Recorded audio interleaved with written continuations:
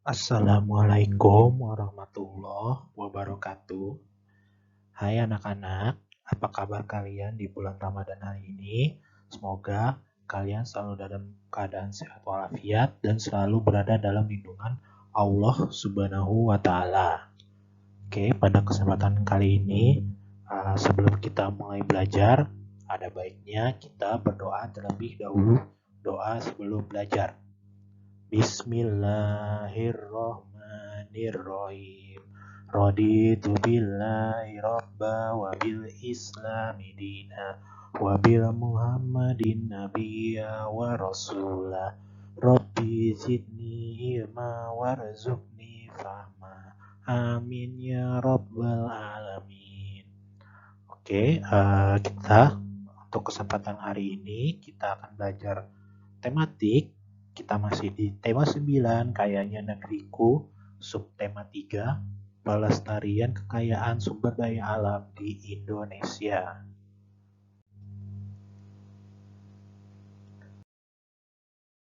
Kita masuk di pembelajaran ketiga dan keempat, yaitu di mana ada muatan pembelajaran yang pertama ada IPA KD 3.5, mengidentifikasi berbagai sumber energi, perubahan bentuk energi, dan sumber energi alternatif dalam kehidupan sehari-hari. Kedua, yaitu Bahasa Indonesia KD 3.3, menggali informasi dari seorang tokoh melalui wawancara menggunakan daftar pertanyaan. Yang ketiga, PPKN KD 3.2, mengidentifikasi pelaksanaan hak dan kewajiban sebagai masyarakat dalam kehidupan sehari-hari. Untuk tujuan pembelajarannya, yang pertama siswa mampu menjelaskan tentang pemanfaatan energi alternatif. Yang kedua, siswa mampu menggali informasi tentang penggunaan energi alternatif melalui sebuah wawancara. Ketiga, siswa dapat menerapkan langkah-langkah dalam sebuah wawancara.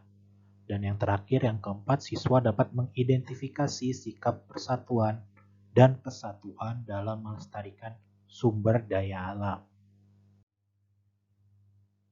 Oke, kita masuk di pembelajaran ketiga kali ini, yaitu muatan IPA KD 3.5 dan 4.5, yaitu menjelaskan pemanfaatan energi alternatif. Salah satu upaya menghemat penggunaan sumber energi yaitu adalah menggantinya dengan sumber energi alternatif. Sumber energi alternatif adalah sumber energi yang tersedia di alam dalam jumlah yang melimpah dan tidak akan habis walau kita gunakan secara terus-menerus. Penggunaan sumber energi alternatif ini juga tidak dapat menimbulkan polusi bagi lingkungan sekitar. Beberapa contoh sumber energi alternatif antara lain yaitu matahari, angin, air, panas bumi, biogas, dan biomasa. Sedikit tambahan yaitu biogas, pengertiannya yaitu sumber energi alternatif yang berasal dari bahan organik. Contohnya yaitu kotoran hewan. Oke, kita masuk masih di pembelajaran ketiga. Muatan Bahasa Indonesia KD 3.3 dan 4.3 melakukan wawancara tentang penggunaan energi alternatif.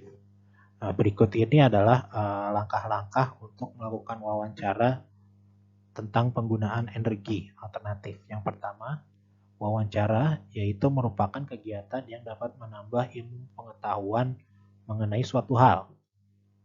Dengan wawancara ini, kamu bisa mendapatkan informasi langsung dari narasumber yang ahli. Lalu, kamu perlu menentukan topik dan narasumber yang diwawancara, lalu susunlah pertanyaan yang sesuai dan catatlah jawaban yang diberikan oleh narasumber. Jadi, jika wawancara mengenai penggunaan energi alternatif, maka kamu harus menentukan narasumber yang tepat untuk melakukan wawancara tentang penggunaan energi alternatif.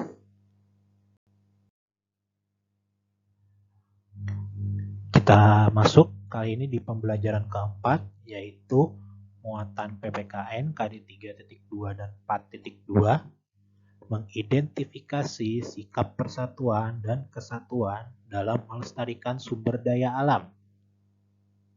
Upaya pelestarian kekayaan sumber daya alam bukanlah milik satu orang saja, tapi melainkan milik semua orang atau kita semua. Berikut ini beberapa contoh sikap persatuan dan kesatuan dalam melestarikan sumber daya alam, yaitu yang pertama, kerja bakti membersihkan selokan yang penuh dengan sampah. Lalu kedua, bergotong royong membersihkan sungai dari sampah.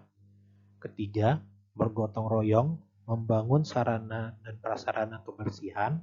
Dan yang terakhir, menanam bibit pohon di sekitar taman.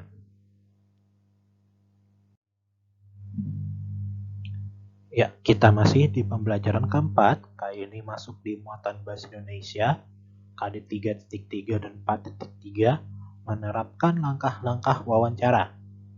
Di dalam sebuah wawancara, pewawancara harus menggunakan bahasa Indonesia yang baik dan benar, serta mudah dipahami dan dimengerti oleh narasumber.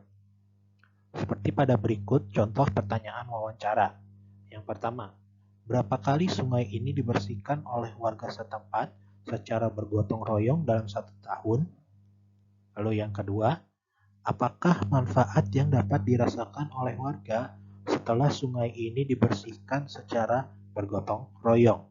Nah, itu dia tadi contoh pertanyaan wawancara yang menggunakan bahasa Indonesia yang baik dan benar serta mudah dipahami dan dimengerti oleh narasumber.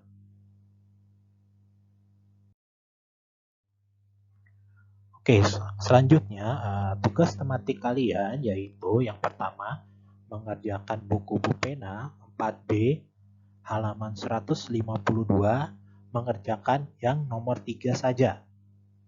Lalu yang tugas kedua yaitu masih di buku yang sama, buku pena 4D halaman 154.